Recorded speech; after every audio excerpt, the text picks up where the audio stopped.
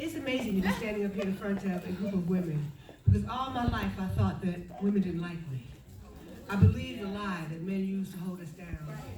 So I ran with what I call a bag of dicks. I ran with the men because I thought that that was the only place for me. You all didn't like me. I was too bold, too boisterous, too loud, too dark. I didn't fit in. But that was all in my head because of the low self-esteem, self-loathing, self-hate, and determination to sabotage myself my entire life. So I'm going to give you guys a pad and a pen today because it's about healing. My sister and I are co-founders of the Power Panel, and the Power Panel was created right when Siobhan started walking again and was about to go to Bermuda. Her husband died on the beach, and I said, "Do you want to stop and wait?" She said, "No, keep going." And God, through His grace and mercy, just started bringing the speakers to me. And I had a vision. I wanted the speakers to be empowering but different from what I had seen around the city. I wanted them to talk to me about stuff that was holding me down my whole life. I've been in bondage. I wanted to talk about molestation and incest. I wanted to talk about domestic violence and mental health. I wanted to talk about things that kept me in a box my entire life. I couldn't use my voice. I never used my voice because when I did, no one believed me. So I stopped telling people. But how many of you know that everything you need to succeed is already inside you? And the destroyer wants to keep it inside you. He doesn't want you to persevere. He does not want you to win. My God. Don't you see? But guess what? God gave us favor. And you're looking at a true testament of favor. I'm a Spelman College graduate, going to Barry University, and I'm a 3-time federal felon. Been to the penitentiary 3 times. And now I work with the FBI and the same agents that arrested me. Because my judge saw something in me worth saving. And I learned to believe in something other than what the destroyer was telling me. I believed in myself for a change. They tested me and psych tested me and IQ tested me, and now I write the federal bank manuals and talk about fraud in the banks and get paid to do it. And they can tell you, I walk in the federal building like I own that thing. Look, I go in the new building like, wait a minute, because I'm used to going there like this, shackling the body. Not going in there like this, showing my ID, you know, and taking my phone in when you can't take your I mean, the favor of God. And I've always been spiritual but confused about religion. So I just believe you know what? I didn't get arrested, I got rescued. Because I was going to kill myself. I was taking $100,000 out of the bank. I had a complex scheme. I stole $7.5 million the last time. All 3 of my cases are $1 million cases. So when I got to the feds, you know, they got the $1 Million Girls Club. Karen King was there with me, all of us. You know, it was a lot of us there. But they didn't send me to a camp. They sent me to a federal penitentiary. 10-minute, don't move, bitch, we gonna shoot you. And I was like this. I'm from Brooklyn. I was like, I ain't Brooklyn bad no more. It was a shock for me, but it was good for me. Because I got a chance to get close to God. Yes, Lord. I got a chance to grow up. I was an adult child my entire life. So, when it comes to healing, there's some things in me that are inner child issues. The molestation, the incest, the abandonment. My father was killed. My mother didn't talk for a year. Things that happened to me that caused the traumatic experiences that caused my brain to change. And my innocence to be stolen. And once your innocence is stolen, it can never be given back. Right. A child is supposed to be a child. That's right. You're supposed to be able to go home for solace and safety. Home is not supposed to be the horror and hell that you run from. The people that raise you are supposed to nurture you and take care of you, not harm you. But how many of you know that in more homes across America that we know of, the child are being harmed? And the person, the assailant, the predator, doesn't know that they're changing that person forever. Yes. I became addicted to cocaine, an alcoholic and an addict at 19 because I wanted to feel anything different than what I was feeling. The pain that I walked around with my entire life, the shame, the filth. I thought you all knew that I had been touched. Molested twice, raped twice, pregnant at 11, all of that. I thought I had a sign on my head that said, F me. Why me, why me, why me? I just want to die. And I thought you all knew it. That's why I couldn't bond with women. It was me, not you. That's right. Come on now. But it's the lie. Don't believe the lie. We can do more together than we can ever do alone. And if they keep us apart, they know our strength. We are the stronger, more intelligent gender. Yes. They call us emotional. Yeah, we have to be emotional to deal with what we have to deal with. We carry the world on our backs and keep it moving. I just look like this. I've been through hell. My life has not been a crystal stair. I wanted to die more times than over. But suicide is not an option. That's right. Come on now. Once they pumped my stomach with those 100 Tegretol pills I took, and I was walking around Georgia Regional like this, and my mother and grandmother came to visit me, she said, "That is not my child." I thought to myself, I haven't given me this life. I can't take this life.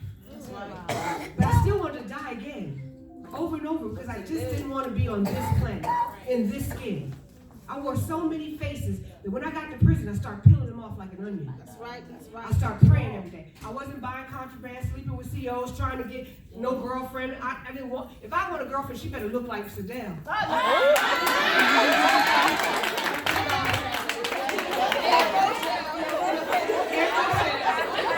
don't want any pants hanging down here. That's just not my preference. So what I did was I internalized. I taught. I worked out. I lost 100 pounds. I wrote my book. I did a lot of things that I got closer to me. But one thing I did is I decided that the rest of my life would be of service. Thank you. I have taken so much from this world that I have no other choice but to give something back. Yes. My life is of service.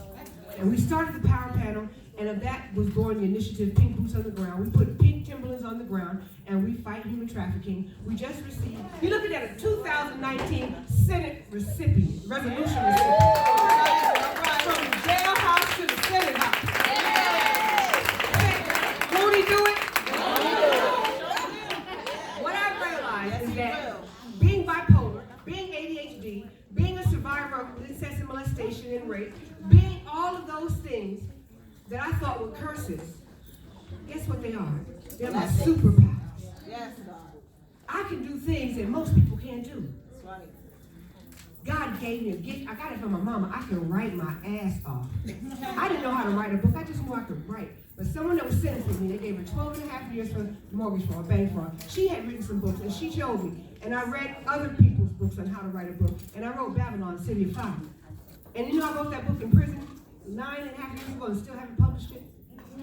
I wrote that book from Lovejoy, Georgia, Union City, Georgia, Oklahoma City, Oklahoma, Marietta, Florida, Tallahassee, Florida. Everywhere the feds flew me, I wrote that piece of that book, and I would put it in an envelope, because when they come get you at 3 in the morning, 279-13102, they don't tell you they coming. And every piece of that book got home to my mother and sister. So I know it needs to be published. But it's something about it, I couldn't do it. So I wrote another book now, I'm getting ready to publish. But what I realized is that when I wrote, something in me became free. See, let me tell you something. The truth is in the telling. Yes, yes. Once you tell on the secret, it can no longer hold you in bondage. That's right. Come on now. And how they keep us held down is by not allowing us to use our voices. The power panel uses our voices to free ourselves from bondage and other women. When I tell you my story, you cannot feel like you have lived such a bad life. Because I've told you everything that was horrific. There you go. Right. Now we share a common bond. So you can talk now and tell your story and free yourself. And the freedom you get from telling on that illness, that sickness, that darkness is unveiling. It is joy. Yes, Lord. It makes you want to do a happy dance. So I need you to, things I want to share with you really quickly about journaling. When you write down anything in a journal, you can do anything. You can scribble in it. You can write notes in it. Reach in your inner child. I want everybody to take 1 minute and write something on that piece of paper. I don't care what it is. Just write something on that piece of paper. Anything that comes to your mind. Getting started in writing a journal is very easy. You set aside a few minutes every day, whether it's morning, whether it's after you pray, after you read your Bible, whatever, and you write something. Make it easy. Keep your pen and paper or your journal near you. Keep your journal handy. I have 2 or 3. My sister laughs at me because I'm always giving her more. Write whatever feels right or good. Your journal doesn't need to follow any certain or specific strategy. It's yours. It's what you need to get out. Use your journal for you and for your healing. Let you and God get down to that writing pad. Yes. Free yourself through pen and paper. When I first started journaling, I couldn't write anything down.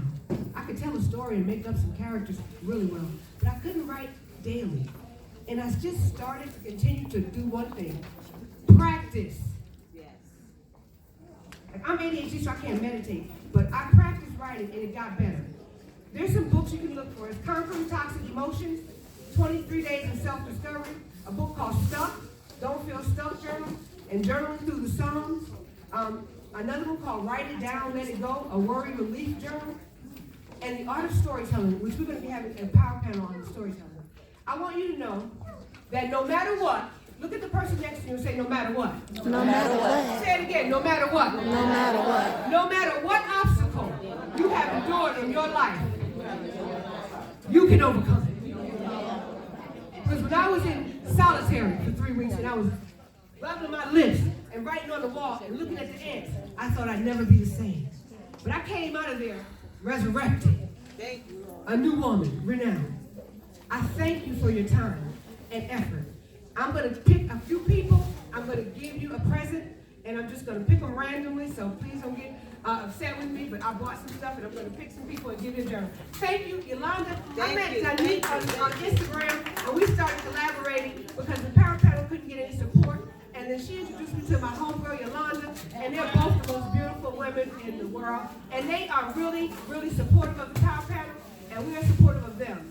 So I ask that you all really, really give them a hand because they are real women. I love them. On May 26th at Landmark Midtown Art Cinema, we have our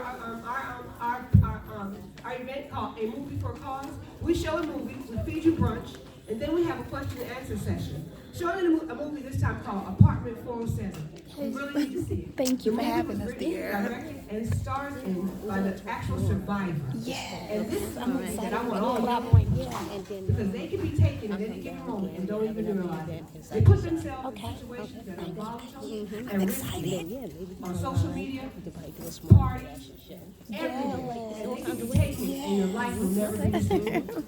So thank you very much. Thank you. Thank you, Kim. Thank you.